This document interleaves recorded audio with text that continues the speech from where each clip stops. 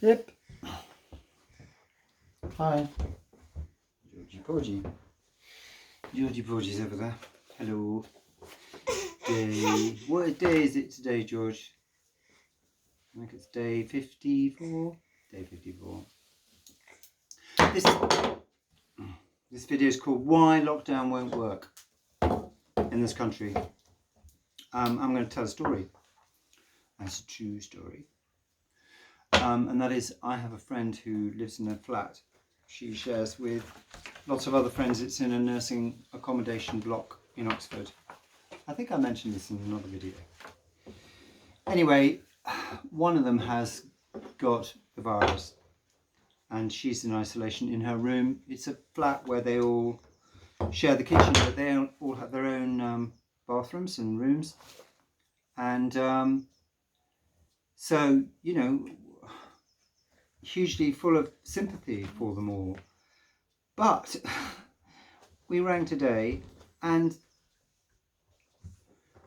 some, 1, 2, I don't know how many, are going out shopping. They're going out shopping. It's not funny, George. And I've rung the police. Now, some of you may say, oh, well, it's none of your business. Well, it is my business because we're all in this together. We're all doing this together. We're all supposed to be together alone. And we've been told we're supposed to be. We're told. We know what to do. When I rang the police, I described the situation. And I said, is this a crime? And the police officer said, no, it's not a crime. It breaks COVID-19 advice or COVID-19 regulations, but it's not a crime.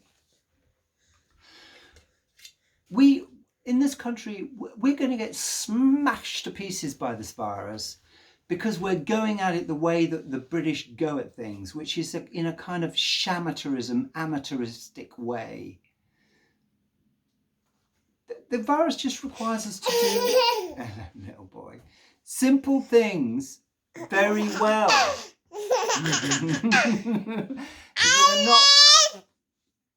See, yeah, this is an example of what I'm talking about. Me making videos with my little son. Oh, well done, George. He just... Mum, have you got him?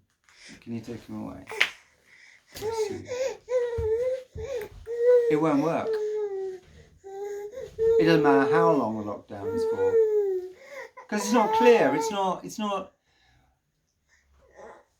You know, it's not... You know, it should be absolutely clear. If there's somebody in your household who has the virus, they should be isolated and you're all in quarantine and you're not allowed the fuck out of the place. You're to stay home. But even the police won't enforce it because it's not a crime. And Mr. Hancock saying that everybody could have bedside visits. I'm sorry, do you know what? If I get the virus and I'm dying in hospital, fine. Fine. I don't want my wife and child. Well, of course I'd want my wife and child to come and visit me, but I quite understand if they couldn't come and visit me. Because it's too much of a risk.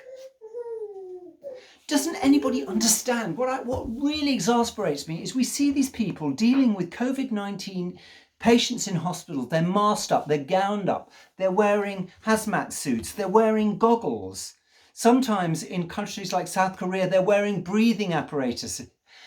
There is no difference between how contagious a COVID-19 patient is in a hospital and how contagious a COVID-19 patient is when you're standing next to them at the deli counter in Sainsbury's. It's the fucking same.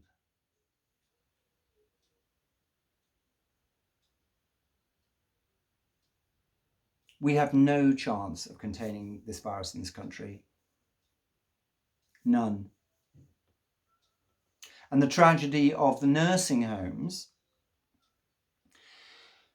to change the subject slightly, is that they will reinfect the rest of society. I mean, quite aside from the fact that, you know, people who work in nursing homes and old people were just swept under the carpet, really. But it will come back to bite us. Just as when, you know, even if we do manage to get this thing under control, nobody will have any sympathy left for India or for Africa or for South America or all the poor places in the world. Haiti and all those places will reinfect the rest of us. We better pray for a virus. I think it's unlikely, but lockdown in the UK, what a joke, honestly. Listen, have a nice day, okay? Bye for now.